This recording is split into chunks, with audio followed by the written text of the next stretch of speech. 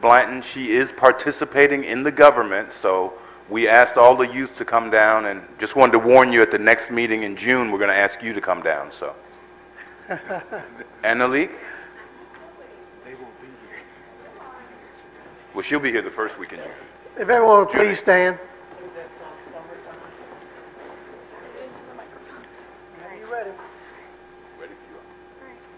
I pledge allegiance to the flag of the United States of America and to the republic for which it stands, one nation, under God, indivisible, with liberty and justice for all.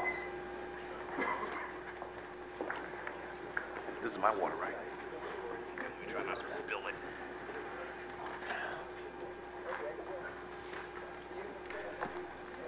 All right, we'll go ahead and move into the amendments to the agenda.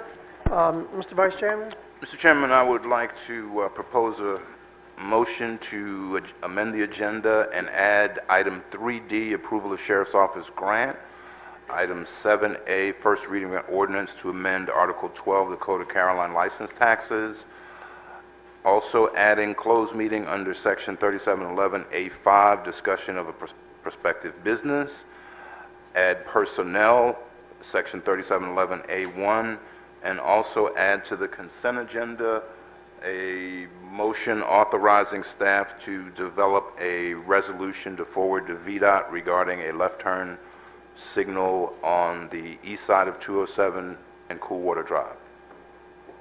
I believe that's it.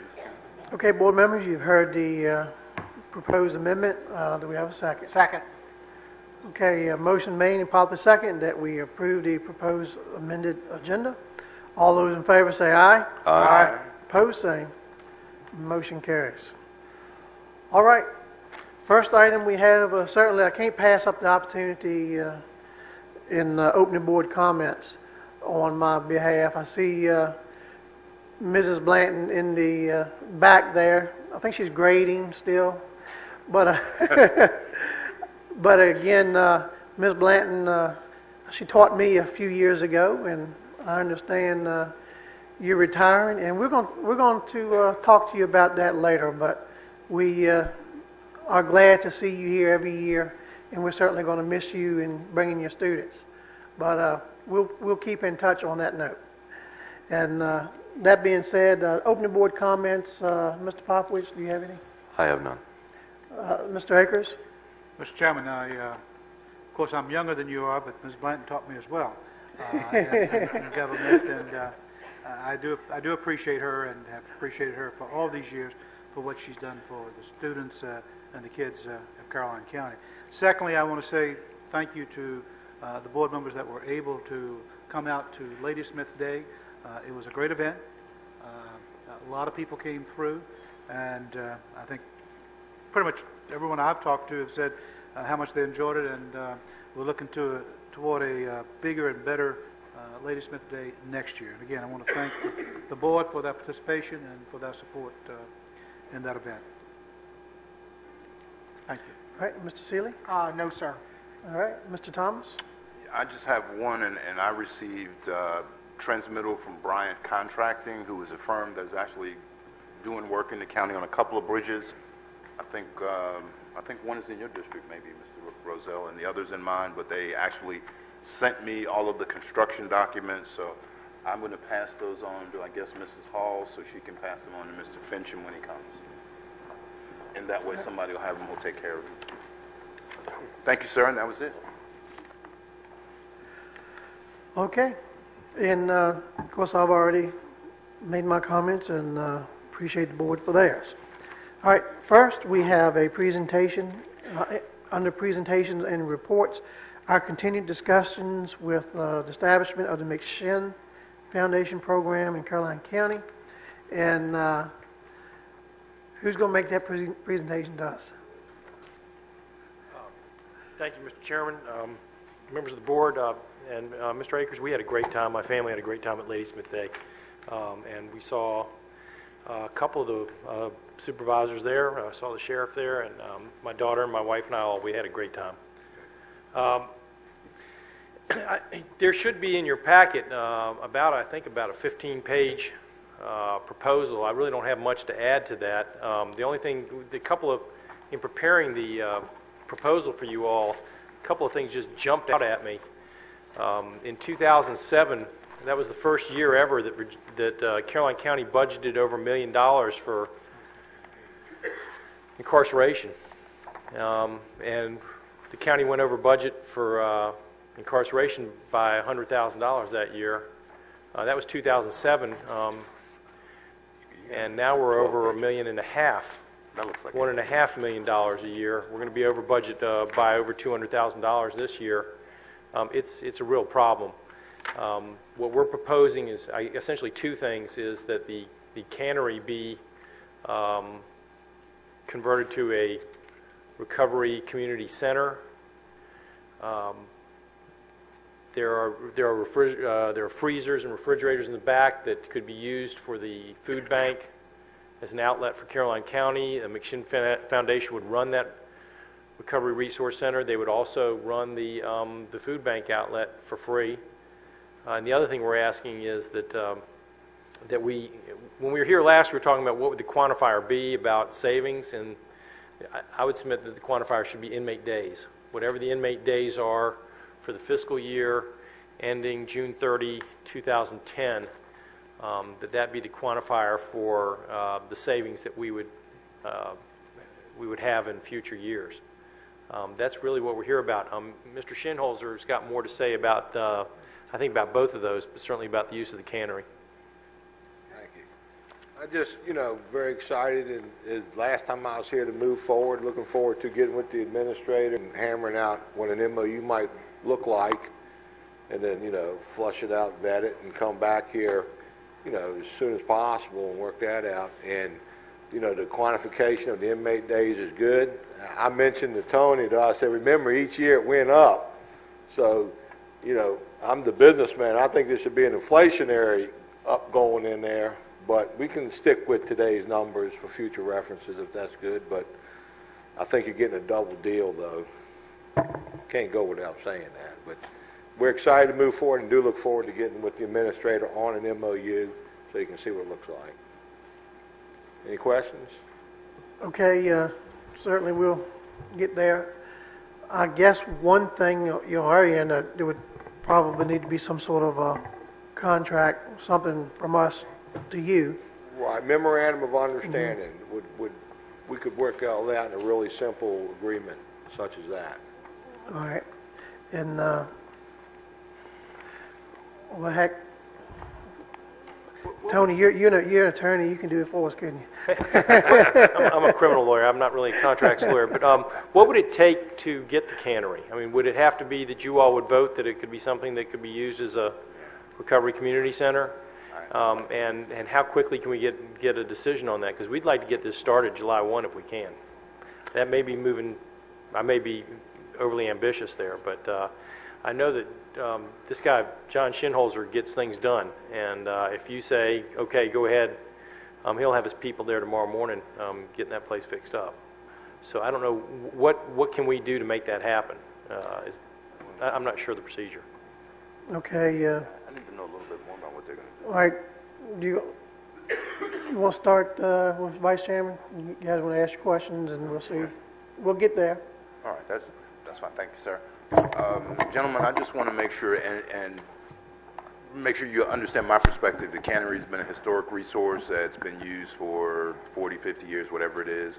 It's got a great deal of historical reference attached to it. So we don't necessarily have funding this year to run the cannery.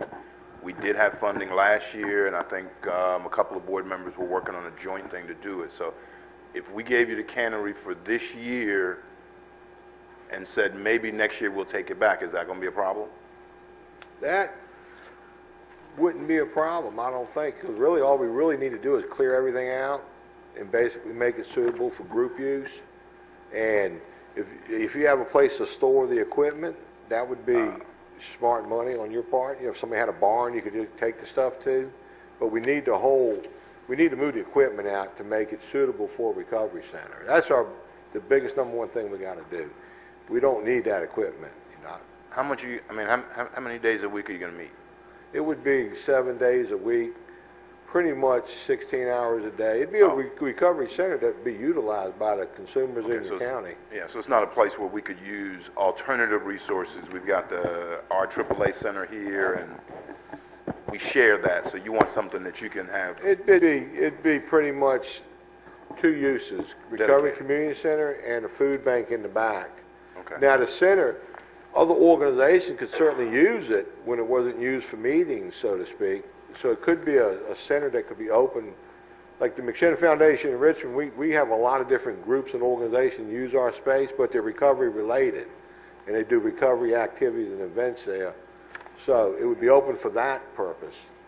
And All right, it's a discrete location. it all works for what we want to use it for. And I would think within a year or two, we would definitely have a good base here in the county. And that'd give us a chance to find another place in the event you want the cannery back. So it's just really on your part, what do you do with the equipment, where are you going to store it? That's something you want to think about in the next few days as we work through this process. I was just going to say, I don't think we have a plan because we had never considered what to do with that equipment. So part of our acceptance of that proposal would have to be based on what we can do with that equipment. Now, I'm such a get the job done individual. I can go get a tractor trailer truck for you guys, park it out back, and put the equipment in the truck. I think I can find one of those at a truck stop somewhere. But I like to, when I start on a project, I don't really like anything to slow the process down. And if it's a matter of finding a place for that equipment, I'll have it stored for you if I have to. I mean, I'd like to see a farmer step forward with the barn and we could take it to, but if I need a tractor trailer, I'll go get one. I know where they're at. All right, well, why don't you make that part of your proposal? To store the equipment. To move the equipment out, store it, and then if we need to in a year, you can bring it back. You can take it back if you get a lot of, upward to bring it back, and you got ways to operate it.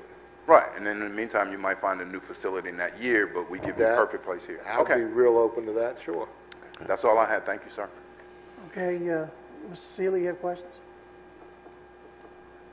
My question's centered on the equipment more than anything. But no, because that is a facility that folks are looking at. I know that eventually we'll need to find you maybe someplace better. So if we can pull the equipment out so that it's able to go back in after we're done, when we move on, that's fine with me. That was my biggest concern. We can pull it out with the thought that it's going to go back in one day and try not to do too much, irreversible damage pulling it out. Exactly. We can do that. It's a lot of pipe cutting and capping, but a good plumber can handle that. Okay. Yeah. My question is, Stakers.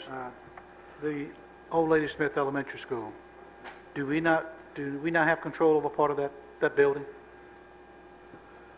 Yes, sir, we do. That was discussed at an early point before the last meeting when they appeared, and we kind of figured the fact that what they were doing and the fact that you had students. No, I'm not speaking about putting their program there. I'm speaking about putting the equipment there. That way, not that I don't trust what you're doing with equipment, but those freezers. And they would stay put. The freezers are going to stay in the cannery. How about the cookers? The cookers would come out, but the freezers would stay for the food bank. That's pretty expensive equipment. Very much so. Right. And I'd feel much better, since the county paid for them, to make sure they're under county control. Not that I don't trust what you're doing, and I want you to know that. But again, I just think that may be a place that we have control of that equipment, and it's a place, whether it's 1 year or 2 years, where we put it. I can get a trailer, store it right next to the building, give you the key to it. Yeah, it's government property, so government needs to control it. Right. The law. I understand that. We got to find a way to do that, so. Well, between this fine group of distinguished gentlemen, I'm sure y'all can figure that part out. All right, other questions, Mr. Akers? No. Mr. Popowitz? I don't have any questions. I have a comment. When can we get started on the program? Well, I imagine certainly we need to start bringing John Borchak and his group on board. That's our Public Works group. You got to start talking with them. So we got to get you guys talking with our Public Works group, so that we can find all these hurdles that we're bringing up. You know, we're part-time, he's full-time, so we need to make sure that we get that going. I think, you know, it looks like, real quick, the majority of this board, like we told you last time, looks good. But we've got to get these finer details done, you know, and I hope we can move as fast as, you know, you guys are hoping. But, you know, I think in general concept, everybody agrees that this is what we want to do. And I do have one other question, Sure, Mr. Mr. Chairman. Higgins. The cannery, of course, is separated from the elementary school or primary school, Bowling Green Primary, pretty much. I mean, it's not something that it's on that close, because the primary school is back here and the cannery is down the street, probably, what, a block? It's 200 or 300 yards from the Yeah. fields. Yeah. So I think we're okay there, because you are bringing in people that have drinking problems and drug problems over the past, and we just want to make sure that there's there's a separation, a physical separation, if you will, between the people that you're bringing in. The And I know that found- you're the- rehabilitating them. Right, we I understand. operate the McShin Foundation in the basement of Hatcher Church, which has a 300-student daycare Okay. on the same block that we're in. Okay. Most of our members have children, Okay. and we police our own and very sensitive to those causes and issues, so that is an established area that we're very successful in monitoring and taking care of. No, I've said before. We're more strict on ourselves than you would be when Right. it comes to And that. let me say that if anybody who's charged with a serious violent felony wouldn't be eligible, anybody who's on a sex offender registry would not be eligible.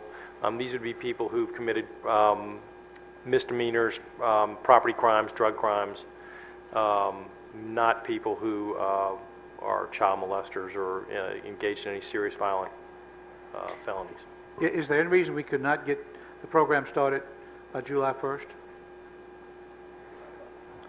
If you have the attorneys draw up the MOU between the McShin Foundation and the county, certainly we can find a way, or somebody, if he takes the equipment out, we load it on our trucks, we can take it over to the elementary school at Ladysmith. So I think all that could be done and certainly be ready for you by July 1. The question I would raise, Mr. Akers, is and John needs to chime into this, the condition of the building. If you recall, there were decisions that had to be made about the long-term use of the building. Right, but hasn't he seen the building? I have seen it. It's Okay. conducive So you're to willing what we to, want. you're willing to deal with the way the building is now and the condition it's in, with doing some minor improvements to it? Sure, we intend to do some So I don't see that that's a cosmetics problem. Now, as far as the foundation you were That's- talking about? Yeah, the structure of the building and everything related to that. John, you want to help with that? Just to comment on that particular issue, we have had the building evaluated, so we've got a report on its condition, which obviously we can share with you, and then it would simply be a matter of, you looking at the report, seeing if there are any issues in the report that they couldn't deal with. That might pose an immediate problem, but I don't think there are anything in the report that is that serious, but we certainly would share the report, and that is complete and in hand, so we could get that to them quickly.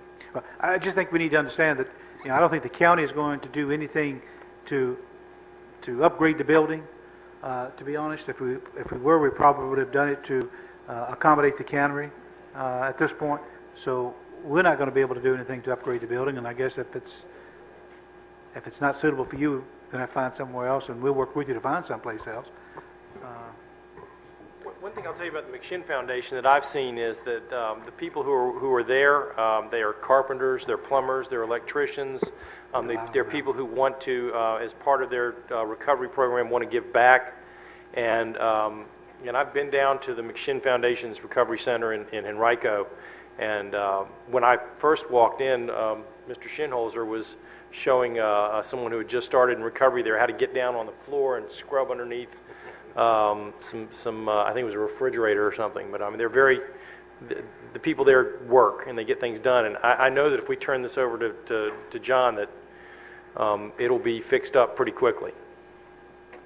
I just think we need to move ahead with the process and try to get Okay. this in effect by July. All right, Mr. Aircraft, you have enough information for enough direction to get going and Yes, sir. see if we can make something happen by July 1 is, you know, we don't want to put anything in jeopardy. I don't think I've heard any showbusters here. So see if we can get it, Yes. things tied together. And see if we can get it by July 1. Thank you. It's our intentions. Thank you very much. All right. Thank you. Thanks. Okay. Next item we have, I'm sure we're still ready to go ahead and proceed with the discussion on the proposed reduced operating costs for solid waste sites. Mr. Borshuk has another recommendation. Mr. Chairman, members of the board, from the last meeting and the comments that were made at the last meeting, we do have another concept to present as far as what we might be able to do with the hours at the sites to look at that target figure of 95,000. Mr. Borshak, before, if I may, Mr. Chairman, before you go through that presentation, I think some of the board members have been made aware of an idea to recoup that $95,000 without affecting any changes.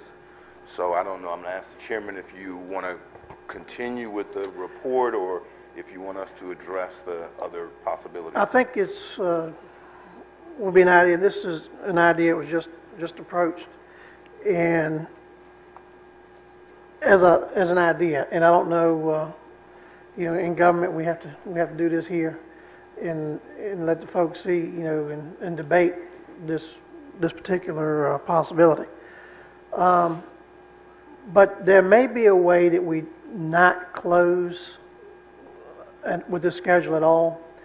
And a way to do that could be that where we currently charge, we talked about the county sticker program, where we talked about, you know, having it so you'll have to come in once a year to get your county sticker. And if we were to just raise the fee of the county sticker to like, you know, $37 or $38, you know, maybe where citizens would have to pay more per county sticker, but what would it be worth for the convenience to have the sites open like they still are today? It's only a $4 or $5 increase. Right. Net would be, you know, a $4 or $5 increase. An increase for numbers that would work out to keep the system the way it is today. And it's a possibility, and we're just throwing it out there before we make him go through all his spiel, because, you know, it's worth $20 for me to not have to ride to the county to buy my stickers, you know, and so to try to keep them open is just a thought, and you know, I think we ought to maybe just talk about it, kick it around just a little bit. If that's something, I know it's last minute, but we're trying to get this budget done, and I did have a constituent who called me and said, you know, why don't you guys do something like this? And it was an idea. I thought it was a good idea. I wanted to share it with the rest of you. If it's the will of the board, if not, we can surely let John continue on with what he's doing. But I thought it was worth kicking around to you guys. So I know there's real quick notice, so I know I just got a real quick call. So, Mr. Thomas, would you have any? No, if you want to start with me, I think if we look at the pros and cons of either, the cons of closing the convenience site are astronomical, and having different hours at different sites I think is just a terrible idea because it's not going to work. And I think this is one case where we could say to folks, we're actually giving you the services that you are used to, and it's not really going to cost you that much. So, I mean, I think it's a good idea from my perspective, and we should move ahead and looking at that. Ms. Seeley?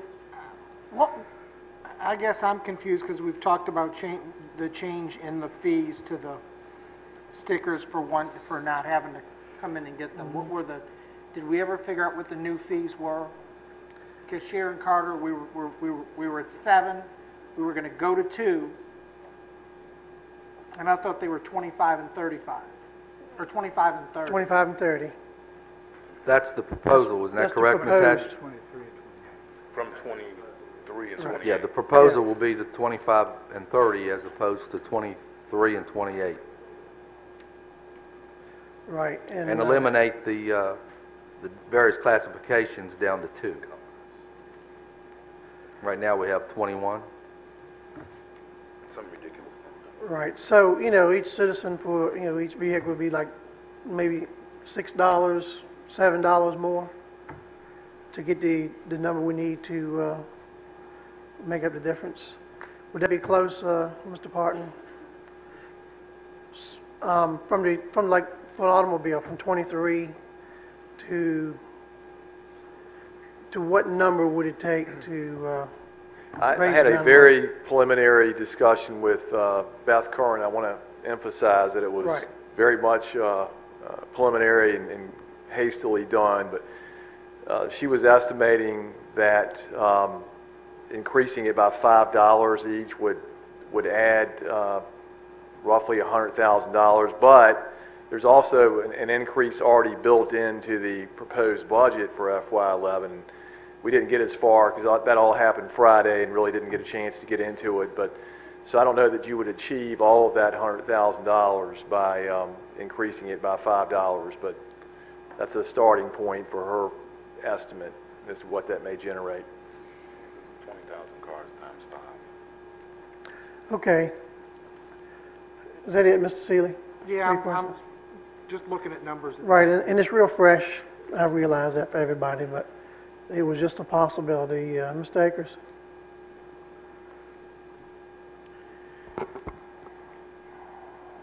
You know, I'm really, I'm not much of a problem with it. We're only talking about a $3 or $4 increase. I don't think that's going to get us to where we want. I'm not sure how many vehicles we have registered in Caroline County. 20,000. 20,000. 20,000 vehicles. You know, certainly I think when we go to a permanent decal the first year, we're going to miss out on a lot of those. It's no question, and because if their tax or their decal is not due until December of 2011, they're not going to come in and get their county sticker, have to come in and get the county sticker, so we're not going to get that revenue necessarily until they go to DMV and try to get their state sticker, and the DMV says, no, you can't get your state sticker until you go and satisfy the county and their fees that they have you to pay.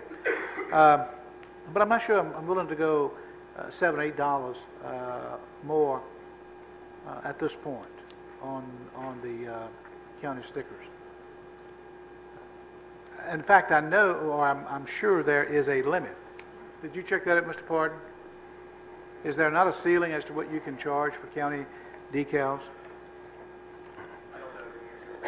I believe there's a state statute or something that talks in terms of it cannot exceed more than a percentage of your state county or state tax, and I'm not sure whether we are now exceeding that amount of money. We need to check to see if we're exceeding that dollar amount.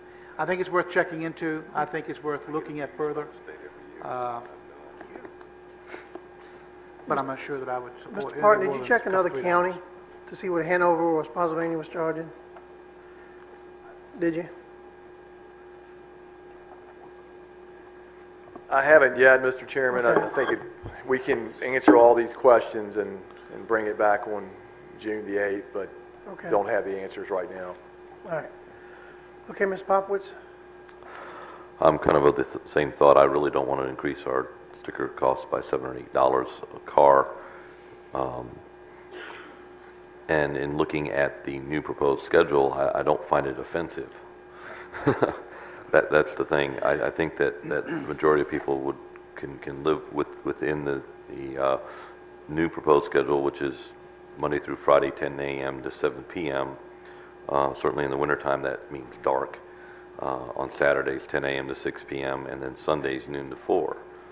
I don't think that we're getting grossly out of our realm as far as convenience for people, and I think that we need to start looking at reducing our costs anyway. And I really don't want to put any more fee burdens on the entire citizenry of this county. That's my Okay. comment. Well, why don't we move ahead and let's plan this as our tentative schedule. And if we're going to need a schedule, you know, it's July 1st, going to be rather quick. So let's go ahead and get our tentative schedule, and if anything else develops, you know, it would develop. But if not, we'll have our plan in place. Everybody agree to that? I do, and I would only ask John, on Saturday, you know, it may be that we move it from 9 to 5 rather than 10 to 6. If we're talking about a tentative schedule, we're moving forward with a tentative schedule. Look at the 9 to 5 versus 10 to 6. On Saturday, people tend to get up early and get out cleaning and doing their yard work, and they want to get rid of the trash early on. By 5 o'clock, people have pretty much, you know, quit doing what they're doing outside, and it's dinner time, and they're not looking to go to the. That can certainly be done easily enough, Mr. Akers, and. I mean, it doesn't increase the hours. The hours are the same. Right, It still just stay changes the same. time. And again, 8 hours on Saturday. What, I don't necessarily find the schedule that you have here offensive either. And as Mr. Popowitz pointed out, basically, all the sites are open, at least for a portion, even on Sunday, Absolutely. every day. Everything. Now, the Sunday is reduced down to 4 hours for all the sites. Additionally, all the sites have the same schedule.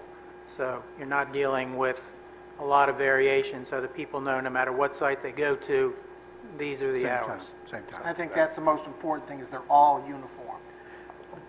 yeah, I agree. I agree. Whatever we do, How they'll about 1 to 5 on Sunday? want to make them all You got to get out of church. uniform. John, 1 to 5. can we look at, if you're going to move Saturday 9 to 5, how about 1 to 5 on Sunday? Because you're not supposed to do all that work on Sunday after you came home from church, but just in case you did, 1 to 5 is probably a better set of hours.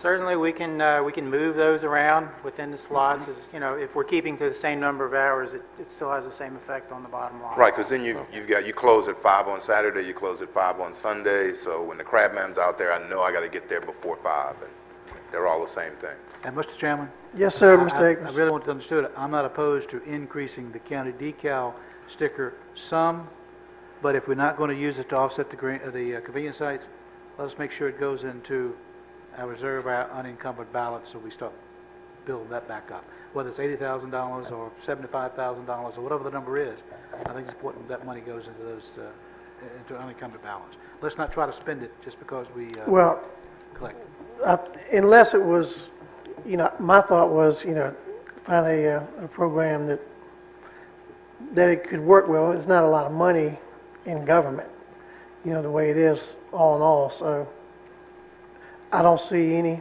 really anything else out there that's going to really help us a lot at this point, unless somebody else sees that, but I just don't see it. You know. John, I mean, think you finally win. Okay, you got it, John. Persistence. So we will look at this, at least as the tentative, and unless I hear back from you gentlemen differently.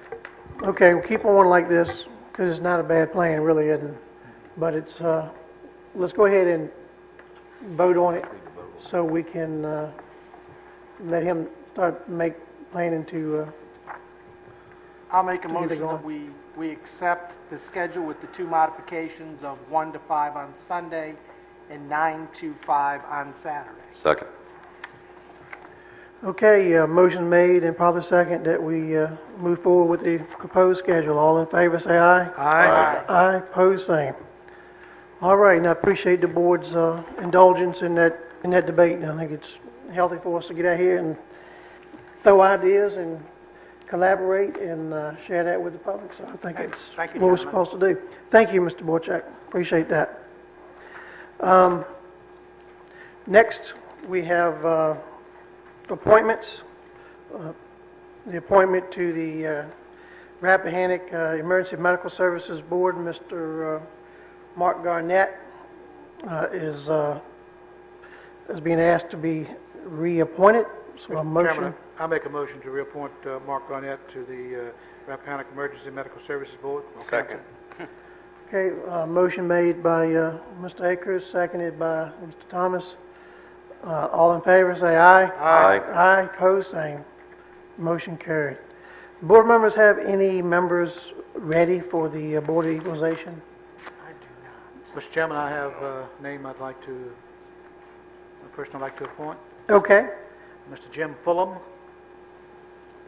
I'll second that. Jim served as the Equalization Board member 4 years ago, or 5 years ago, and he's indicated he would do it again. okay. Now, we have to have a percentage that are a certain classification, Seems like we got to have, some real estate, Yeah, some yes, appraisers, right. some Can we see financial. the last, can we have the list from the last Board of Equalization? That would help. Okay, And also when they plan to meet, so when we Yeah. ask people, they'll know. And are they usually evening meetings? Or day meetings? Matter of fact, I think most of them were during the day. Okay. They tried to work it around the schedules of the individuals, but I remember because they do some touring around, and then they also obviously meet during the day, so it's... All right. So certainly we'll have those things to the board members before the next meeting. Mr. Chairman, can we vote on my appointment? All right. Motion? And I second it. All right, motion made, proper second. All in favor, say aye. Aye. Opposed, same. Mr. Jim Fulham? Fulham, yes. Is now in. Thank you. All right. Item number 3, consent agenda items. And remember, we added item D, and that was the Sheriff's Office grant. D is VDOT. Mr. Chairman, I would move for the adoption of the consent agenda, including item A, approval of minutes, item B, approval of warrants, item C, adoption of a resolution approving the Caroline County Juvenile Community Crime Control Act plan for fiscal year 2011 and 2012. Item 3D is approval of a Sheriff's Office grant application for fiscal year 2010 Edward Byrne Memorial Justice Assistant Grant. And item 3E would be to authorize staff, Mr. Fincham's here now, to authorize staff to create a resolution from the board allowing a left turn lane on eastbound 207 into Coolwater Drive for cars only. I think Mr. Fincham understands all that, and we just met, so that's the motion. Second. Okay, motion made and properly seconded. We approve the consent agenda. All those in favor say aye. Aye. Aye, opposed, same. And the motion carries. Mr. Ashcraft, can we approach any other topic at this time? Mr. Chairman, everything else is planned for after 7:30. We do need a closed session for the economic development as well as personnel prior to 7:30. Okay. Let's take a 10-minute break and then do that. All right, you ready for closed session? Why do I always have to? What, am I the only one? No, it's not. What, am I the only one that can read? Yep. Oh, we don't have, I mean, I don't have it. We don't have an get to- attorney up here. I will I think make the you have motion, then, Mr. Chairman, that we, Wait a minute. I think the county attorney has a... do I always have to go with the lawyer? You were going to make up your own.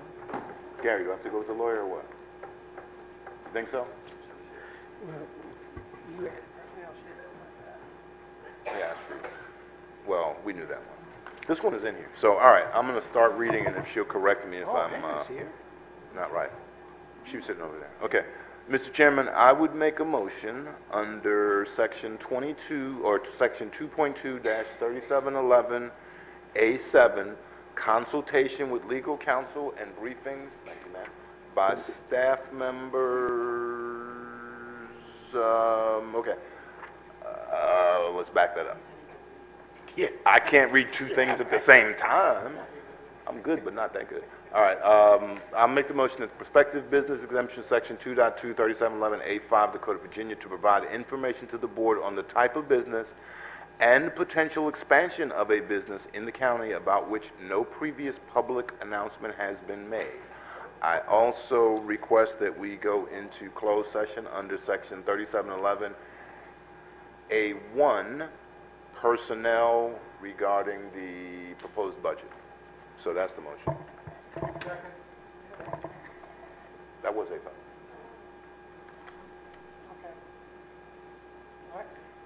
That was the A5. Motion been made and properly second that we go into closed meeting under the described sections.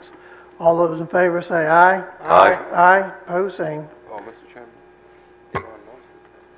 A7, one again, A5. All right, we'll now be in We're not going for litigation? closed meeting. No, that's the follow. That's at the end. Oh, okay. The Board of Supervisors, board's just returning from closed meeting and would like a motion to close the closed meeting. Mr. Chairman, I would make a motion that we come out of closed meeting and only discuss section